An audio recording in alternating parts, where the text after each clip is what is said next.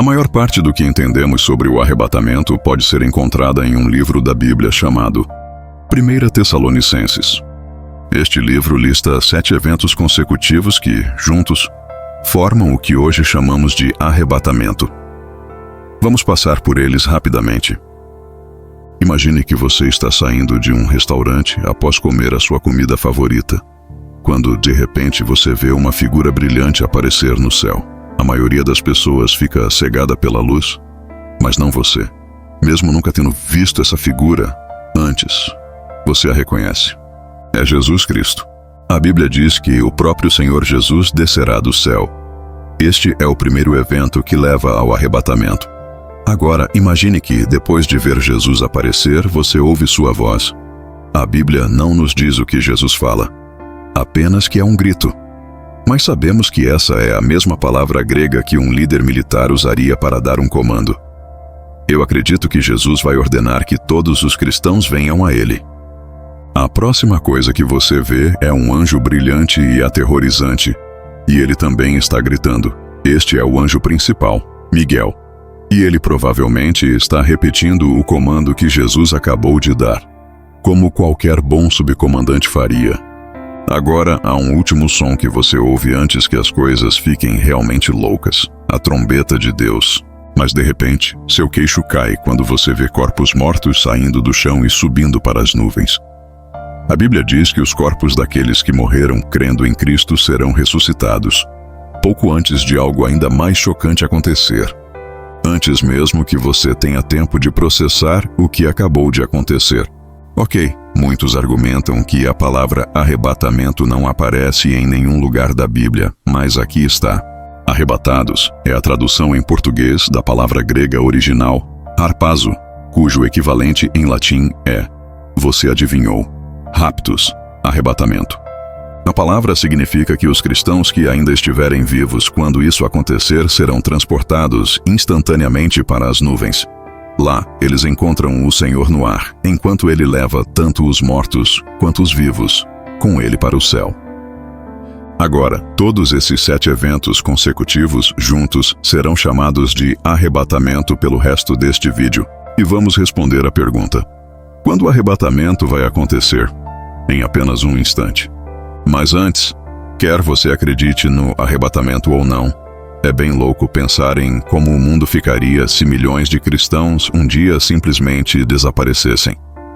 Pilotos cristãos de aviões, motoristas de carros e trens sumiriam, resultando em colisões em massa e acidentes catastróficos. Se o seu cirurgião cardíaco for cristão, boa sorte.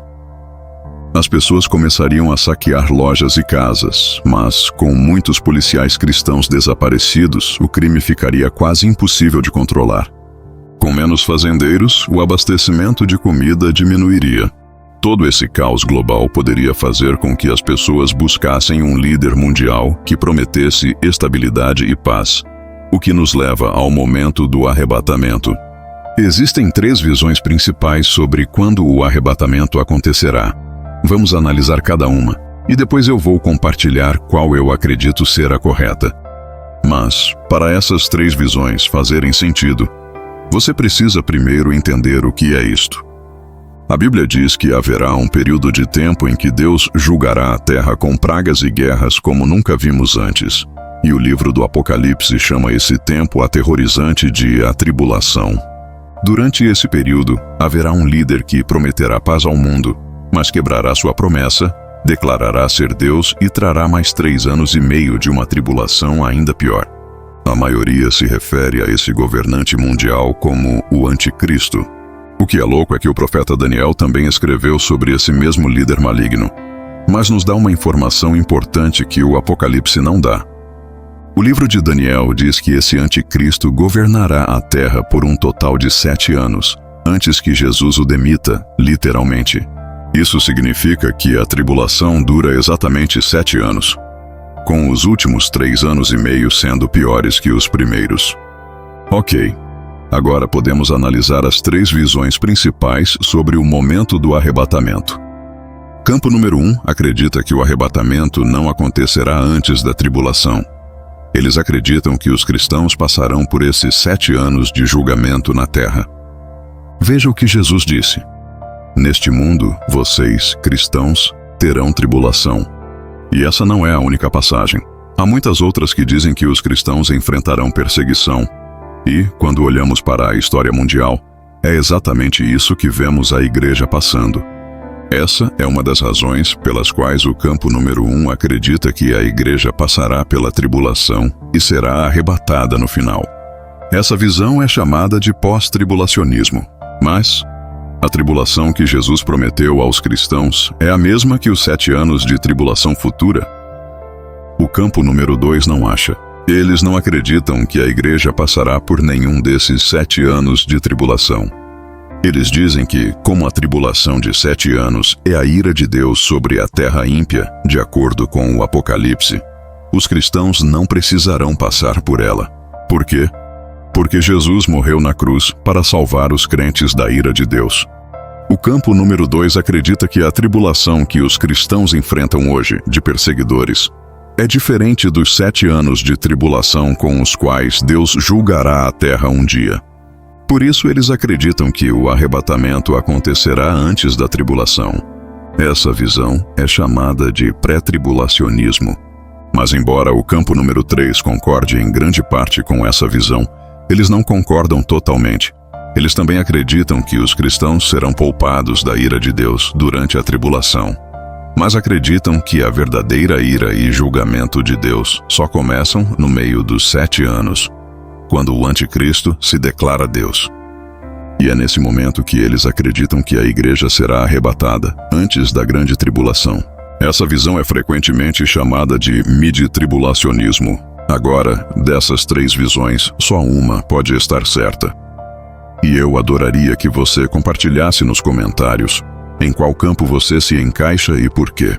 A visão que eu defendo é baseada em uma evidência muito importante que vou compartilhar com você em um instante. Mas antes, independentemente do campo em que você está, é muito importante que cada um de nós, cristãos, esteja pronto para encontrar Jesus a qualquer momento. Não podemos saber o dia exato em que o arrebatamento acontecerá, mas também não podemos saber o dia em que faremos aquele erro no trânsito que nos levará à eternidade. E quando esse dia chegar, e ele vai chegar, seja por arrebatamento ou por ruptura, não haverá replay. Então, se você ainda não se voltou para Jesus, faça isso hoje. Se você é um cristão que vive caindo no pecado ou nunca consegue acordar para ler a Bíblia, eu tenho uma pergunta para você. Como você viveria se soubesse que encontraria Jesus hoje? Viva assim todos os dias, porque a verdade é, você poderia. Agora vou compartilhar a única evidência que ainda não cobri, e que me convenceu de que apenas uma dessas 3 visões está correta. Vamos voltar para 1 Tessalonicenses. Ouça esta passagem novamente com muita atenção e veja se você percebe algo estranho na forma como o escritor descreve o arrebatamento. Porque o mesmo Senhor descerá do céu com um alarido, com voz de arcanjo, com trombeta de Deus, e os que morreram em Cristo ressuscitarão primeiro. Depois nós, os que ficarmos vivos, seremos arrebatados juntamente com eles nas nuvens. Espera aí. O escritor acabou de dizer, nós, os que ficarmos vivos, seremos arrebatados? Esse livro não foi escrito quase 2000 anos atrás. Não é interessante que o escritor, Paulo, o apóstolo, que viveu há tanto tempo, acreditava que o arrebatamento poderia acontecer em seu tempo de vida? E não é interessante que os primeiros cristãos, que estavam sendo perseguidos, incluindo o próprio Paulo, usavam palavras como Maranata para confortar uns aos outros, uma palavra que significa, vem Senhor Jesus. Esse tipo de linguagem, em todo o Novo Testamento e na igreja primitiva, aponta para um fato importante. O arrebatamento pode acontecer a qualquer momento. Se isso for verdade, então pós-tribulacionismo e midi-tribulacionismo não podem estar corretos, pois ambos exigem que parte, ou toda, a tribulação aconteça antes do arrebatamento. É por isso que eu me encaixo no pré-tribulacionismo. Mas embora não possamos saber exatamente quando o arrebatamento acontecerá, a Bíblia nos diz como o mundo estará nos últimos dias. E eu fiz um vídeo inteiro mostrando como nosso mundo hoje está começando a parecer muito com isso. Você pode assistir aqui.